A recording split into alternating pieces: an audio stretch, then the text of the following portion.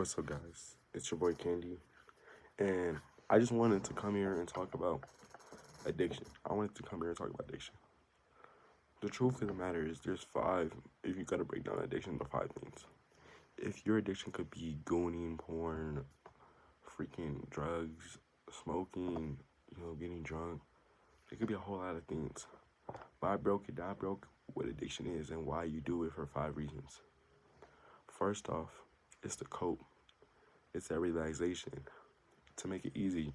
So whatever life is throwing your way and it's going so much, you need a short dopamine to cope whatever you're going through with trauma, stress, didn't get the girl you wanted or something like that. Some people just need something fun or something to cope with all the pain they're going through or something. So they go to their addiction. 2, a reward. See, the first one was cope, where you're dealing with something and stress. The second one is you could be doing good and you could literally stop doing your addiction for a whole week, a couple of days, and you've been putting in work, you've been in the gym, you have a good day, Some people, they could have cracked buns or they could have scored 20 in a game, could have made $1,000, and you know what? How they want to treat themselves? It's not dessert that's gonna make them feel good. Sometimes having someone else is not gonna make them feel good because they don't feel good inside and don't want that long-term dopamine that they deal. So they want short-term dopamine, and that's why they go straight to their addiction. So if you stop beating your meat for a week, you treat yourself by beating your meat that day of.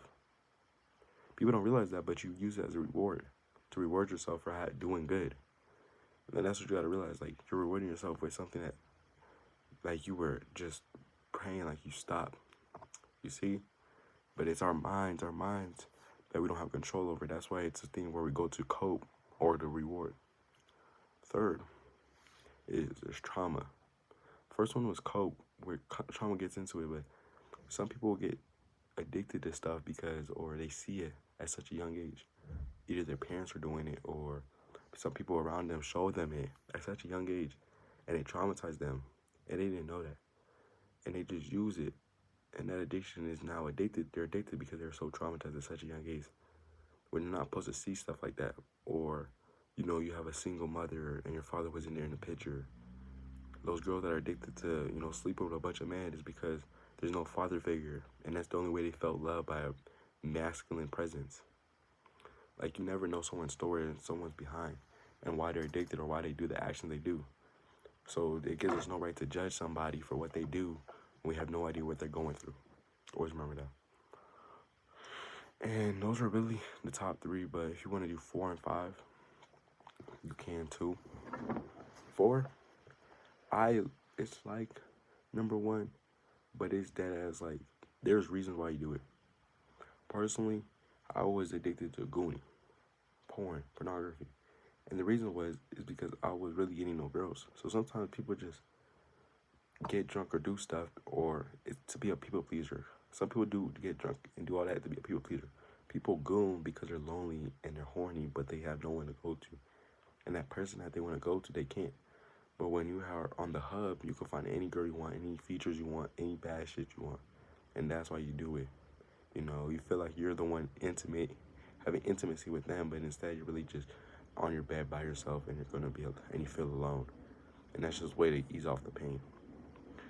And people please. Like, people get, when people hand it to them or do it, they just do it to be like, fuck it, because they just want to have fun, and that's really the truth of it.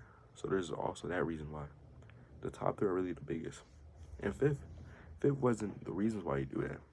It's really, like, I think the really reason you do it is because our minds, you have to control your mind.